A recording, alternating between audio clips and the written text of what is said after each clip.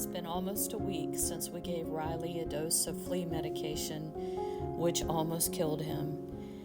He has had a very long week, a very long 10 days, and so have we. And so many of you have asked us about him. So here's an update. At the end, I'll show you how he's doing now, but until then, see a few things that have been going on here. Good morning, guys. I thought I'd show you a little bit about what's going on the homestead today. Riley is doing a little bit better, and I'm just trying to keep myself busy.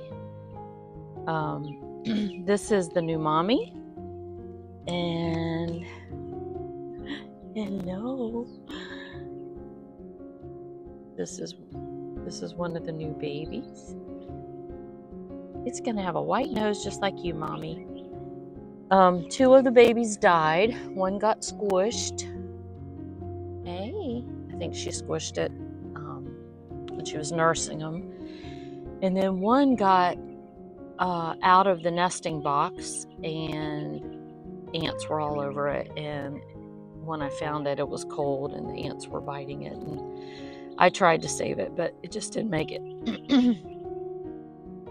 But we have two, and they feel healthy and plump like she's feeding them. These are our baby cochins, the ones that, in fact, that one right there is the one that had the issue, that blonde one right in the front.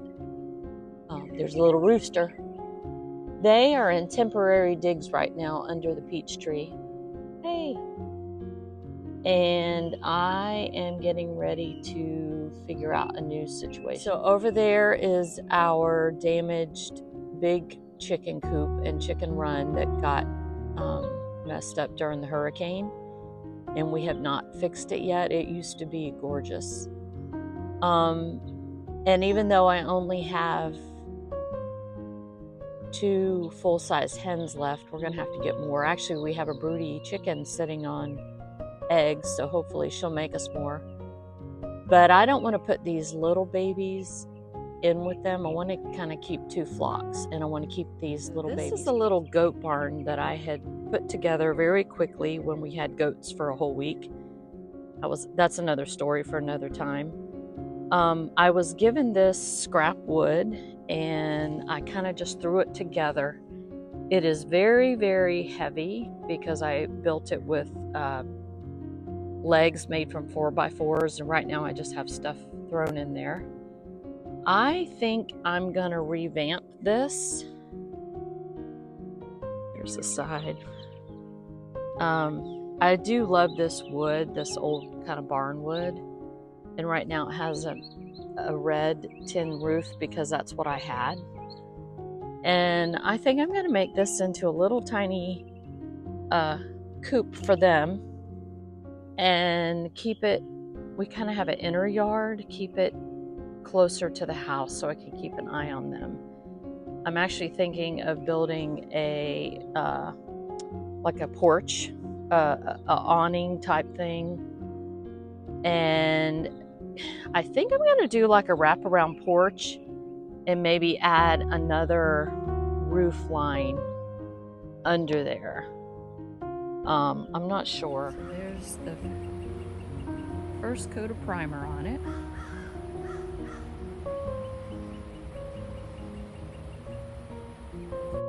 So right here where this tarp is used to be my best garden. It had metal fencing around it. It had ground cover. It had a watering system. And it was gorgeous. And this was my big garden. It was my big row garden. And huge oak trees fell on it.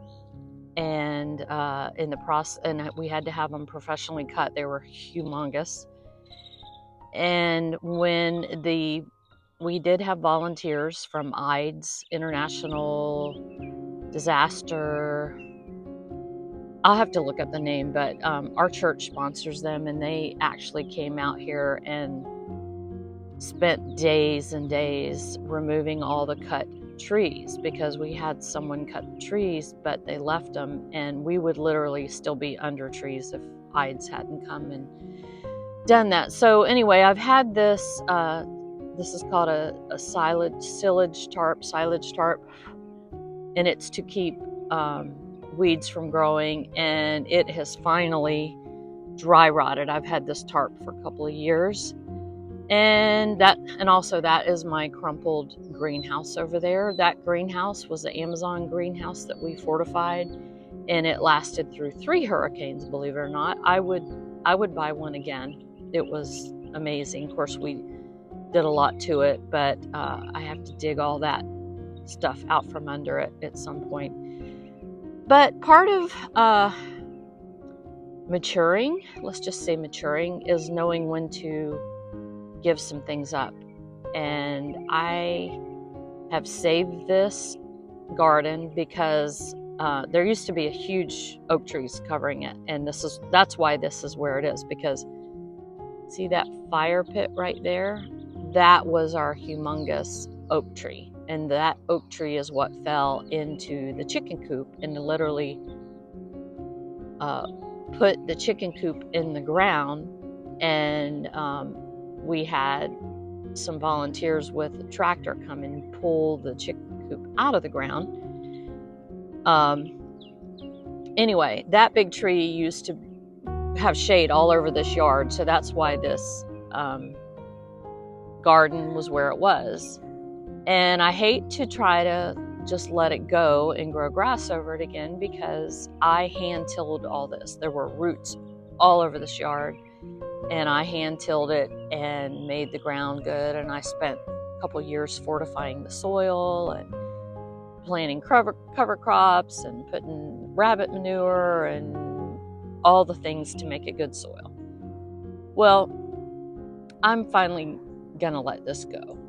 I may do one more cover crop. I might put a couple of more T-posts and some temporary vinyl fencing just to keep the chickens out. I might grow one more cover crop, something that the chickens and the bunnies can eat. And also cover crops help fortify the ground. Or I may just do it. I did this one year with nothing but sunflowers. It was gorgeous. And I do have a bunch of sunflower seeds that I saved, so I may do cover crops and sunflower seeds, because I have all those seeds. So anyway, I'm gonna eventually let this garden go, at least for now. And I may put markers in the 4 corners to remember the section that is tilled and is root-free, in case I ever decide I want to make this. But right now, I want to travel. I want to get my van going again, and I don't want to be a slave to the homestead like I was for a couple of years. And, I'm not as young as I used to be, and sometimes we just have to give some things up. So because this was the most damaged garden, this is probably the one I'm going to let grow over. Just a close-up of what is now our fire pit, but used to be a beautiful, beautiful live oak in our yard that covered almost the entire yard with shade. It was a thing of beauty, but it was actually hollow when it fell and we had it cut. I had asked them I wanted to make a big slab out of it and make a table, but it was hollow inside, so it was just a blessing that it didn't actually fall on our house. So this garden, I'm embarrassed to even show you, but this is what I used to call my cottage garden. I built these 3 beds, the first 3 beds, 1 bed there, 1 bed there, and 1 bed there. I used wood from this humongous handmade picnic table that was on our property when we bought it. And they built this table, but it wasn't ergonomically sound. If I sat in it, I wouldn't be able to reach the table. That's how it was. But it was really, really good wood. So we repurposed that wood. And then eventually we had scrap wood and we built these outside beds. And then these red buckets are cattle mineral buckets that a friend of ours from church, I knew he had some, and I asked him if I could have them, and he graciously gave them to me, and we used those too. Now, this gate got really clobbered during the well, we had 3 hurricanes that caused damage, so I can't even tell you which one did it the most. But this what do you call it? This arbor and gate combo was kind of a cheapie. I got it on Amazon. I painted it. And you can see here during the storm, this part of the wood separated. I think I can fix that. But I need to fix my gate because we have had dogs and I think foxes get into our property. And but anyway, I was gonna make a really fancy gate and everything, but I got to give up some things. So what I'm gonna do is I'm just gonna get some more of these thin boards. I'll probably have to cut them down and create my own, but I'm just gonna recreate the gate I already had. And I already have the hinges and the support, the sideways board. So I'm just going to take these pickets off, or maybe I'll just take the broken ones off and just fix it, just patch it with what I have. But I did weed in here. We had last night I spent a lot of time weeding here. You can see we had woven weed cloth here, and everywhere that trees fell, it caused little holes, and then weeds are just growing through there. So this was gorgeous a couple years ago.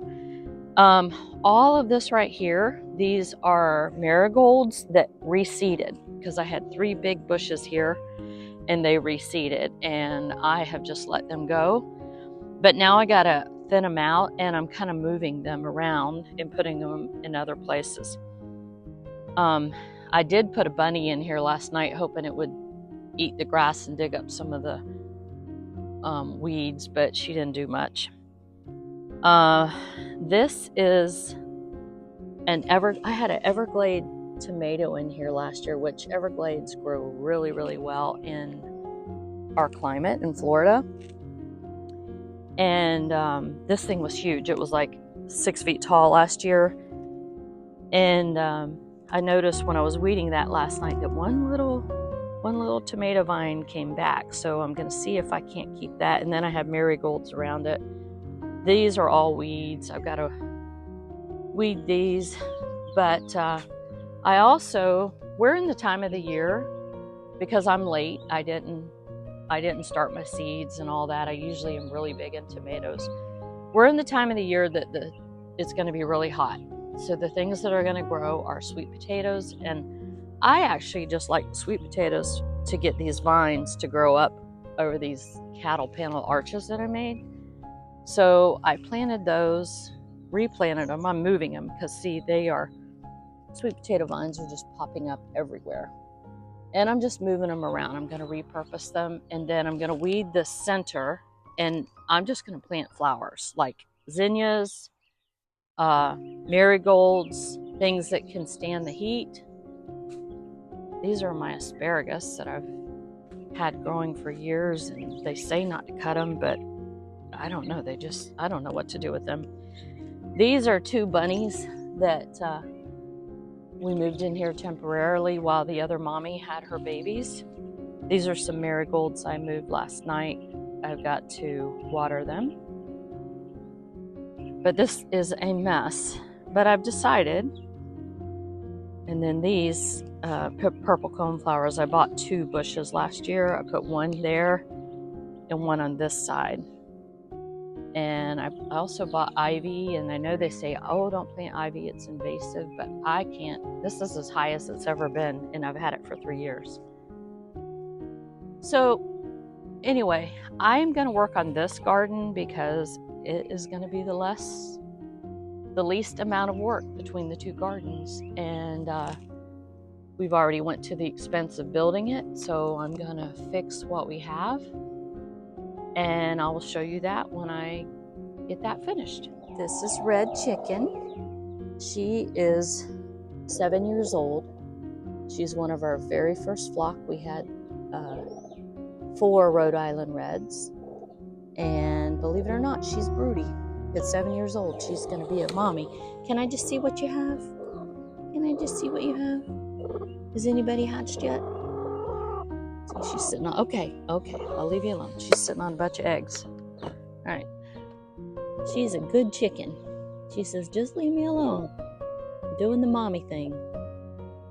You're a good girl. Are you having fun? Do you like being up in the peach tree? Do you like being up in the peach tree? It's okay. You're so pretty.